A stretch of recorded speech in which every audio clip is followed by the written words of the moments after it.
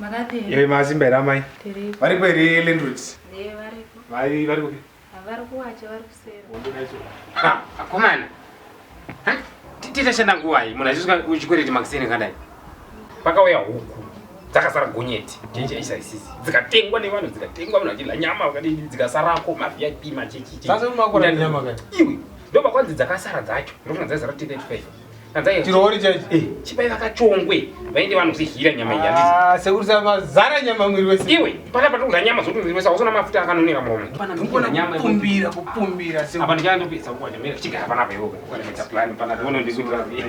Alright pana. Alright sir. Ana ndombosana umwachira mndara bataya. Ngati mutatarwa nyama yacho yari kuya nayo. Munoti yakawanda. Sanza. Unozati chimanje? Ndine maplana ndandinawo. Anoona kapupi. Ndiri kunamira maposta ake kanozva akapuparura mashozi ake anoira aya. Saka ndinonamira ato. Ndinofuna machinamira maposta ake mukati umu. Saka ini manje ipapo ndokwa ndokuda kuwana mari kuti ndikugara nasi date. Nasi date sina. Nasi aiti pakati izo. Nasi kubva pachitatu kusvika paFriday ndopatiri.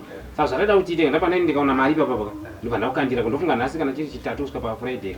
Ndaizokuno paMonday ndokutsvagira paMonday ipo ndienda tokugwa because show iriko Friday nesaka. Sekuri zvenyu izvo zvati muna October so. October chero November December chanongora mari chete musangozokangano chete kuti mune mari yangu. Kuti chero ndikazopaka pa Christmas. Chero pa Christmas totongora temwa watese kuti mari. Chero pachine. Chero so bozi. $50. Bozi sekuri kana mungona nyama so tingodai zvewe kuti.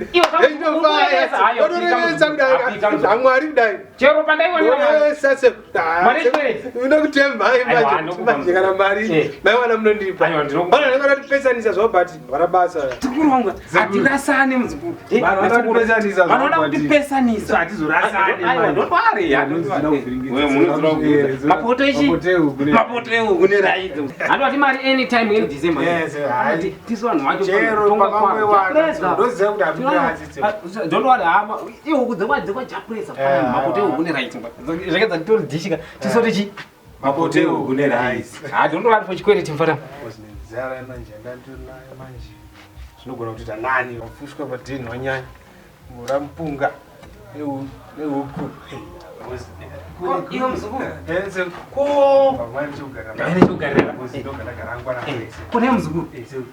Ndikeza tida izo mzukuru. Ndimaturi. Chiri pani benda suka maspoon achini musuke padi yangu ise.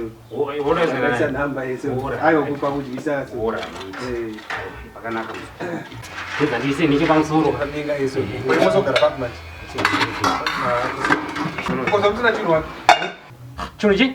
Sekuri samuza kugara kwese ani mama kaisa mapota mbita kuti rice nenyama. Ina andi mapota ndeta usota mapota. Mapota mnganisira kutonuwa zvawo chakuve cha 2001 so.